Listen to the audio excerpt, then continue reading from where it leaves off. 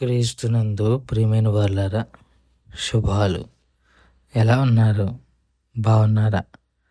నిన్నటి దినము ఎలా గడిచింది? ప్రభువుకు మహిమకరంగా జీవించారా? జీవించినట్లయితే ఆయనకు స్తుతులు. లేని ఎడల ఆయన మనల్ని క్షమించునుగాక. నేటి దిన ధ్యానాంశము 15వ కీర్తన. 15వ కీర్తన. యెహోవా, నీ గుడారములో అతిథిగా ఉండదగిన వాడెవడు? నీ పరిశుద్ధ పర్వతం మీద నివసింపదగిన వాడెవడు? యథార్థమైన ప్రవర్తన కలిగి నీతిని అనుసరించుచు హృదయపూర్వకంగా నిజము పలుకువాడే. అటివాడు నాలికతో కుండెములాడడు, తన చిలికానికి కీడు చేయుడు, తన పొరుగువాని మీద నింద మోపడు. అతని దృష్టికి నీచుడు అసహ్యుడు. అతడు యెహోవా యందు భయభక్తులు గల వారిని సన్మానించును. అతడు ప్రమాణము చేయగా నష్టము కలిగినను మాట తప్పడు. తన ద్రవ్యము వడ్డీకీయుడు. నిరపరాధని చెరుపుటకై లంచము పుచ్చుకొనడు. ఈ ప్రకారము చేయవాడు ఎన్నడను కదల్చబడడు. దేవుని వాక్యాన్ని మన వినికిడిలో దీవించి ఆశీర్వదించునుగాక. చదవబడిన లేఖన భాగాన్ని చూస్తే ఇది దావీదు కీర్తన. దావీదు దేవుని గుడారములో ఉండగలగటానికి అర్హుడెవరో, ఆయన పరిశుద్ధ పర్వతం మీద నివసించదగిన వాడు ఎవడు అని 2 ప్రశ్నలు వేసినట్టుగా మనం చూస్తున్నాం. ఒకటి, భూమి మీద ఆయన గుడారము అనగా దేవాలయము. 2, పరిశుద్ధ పర్వతము అనగా ఆయన సన్నిధి. అనగా మరొక మాటలో అర్థం చేసుకోవాలంటే దేవుడు నివసించు స్థలము యెరూషలేము అని మనం అనొచ్చు భూమి మీద. అయితే కొత్త నిబంధన గ్రంథంలోనికి వచ్చేసరికి హెబ్రీయులకు రాసిన పత్రిక 12వ అధ్యాయము 22వ వచనాన్ని కానీ గమనించుకుంటే నూతన యెరూషలేము అని మాట్లాడతాడు.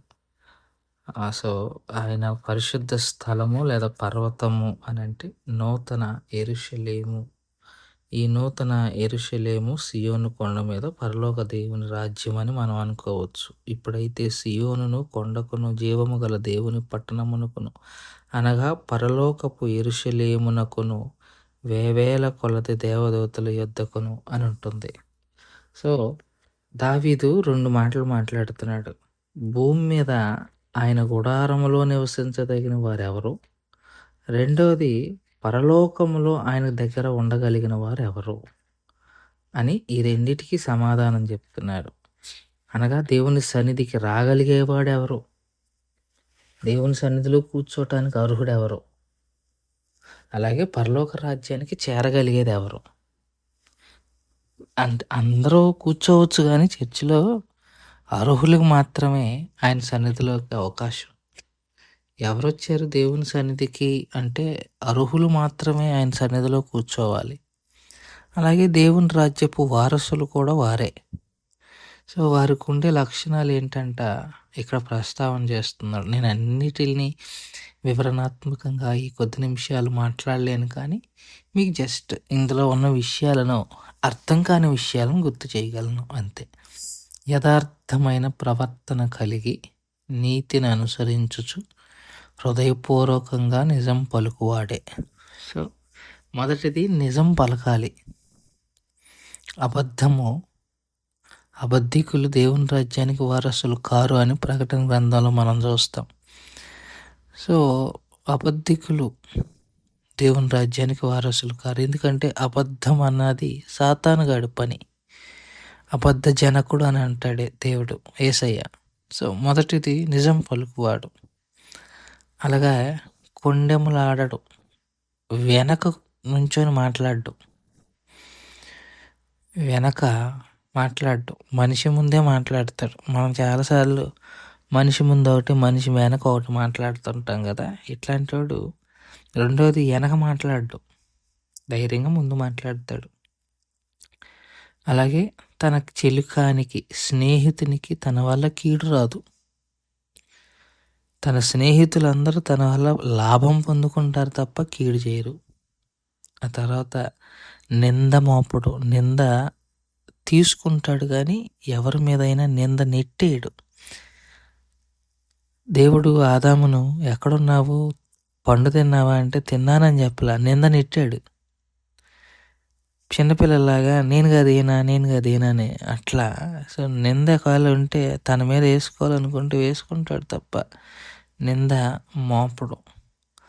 నీచుడు అసహ్యం.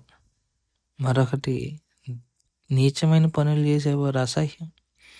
వారితో సాంగత్యానికి, వారితో మాట్లాడటానికి కూడా ఇష్టపడడు. అలాగే యెహోవా యందు భయభక్తులు గల వారిని సన్మానిస్తాడు, గౌరవిస్తాడు. అన్నిటికన్నా ప్రాముఖ్యంగా మాట ఇచ్చి మాట తప్పడం. మాట ఇచ్చి మాట తప్పడం, తప్పుతూ ఉంటాం. నీకెందుకు నేనున్నా, చూసుకుంటా, చేసుకుంటా, పెళ్లి చేసుకుంటా, ఇట్లాంటివన్నీ మాటలు చెప్పి తప్పుతాం కదా. అట్లాంటి వాడు చాలా చాలా దేవుని రాజ్యానికి అర్హులు కారు, దేవుడు క్షమిస్తే తప్ప. ఆ తర్వాత వడ్డీకి ఇవ్వడం,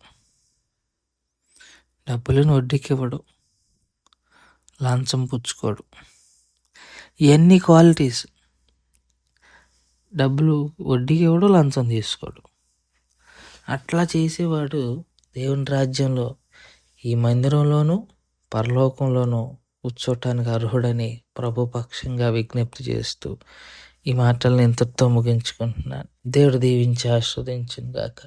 ప్రార్థన చేసుకుందాం. మమ్మల్ని మిక్కిలిగా ప్రేమించిన మా ప్రియ పరలోకపు తండ్రి, మీ పాదాలకు స్తోత్రాలు. చెప్పబడిన వాక్యాన్ని బట్టి మీకు స్తోత్రాలు. విన్న వాక్యం మా హృదయంలో భద్రపరచుకొని వాక్యానుసారంగా జీవించగలిగిన కృపను దయచేయగలరని యేసు నామములో అడిగి వేడుకుంటున్నాం తండ్రి. ఆమెన్. God bless you.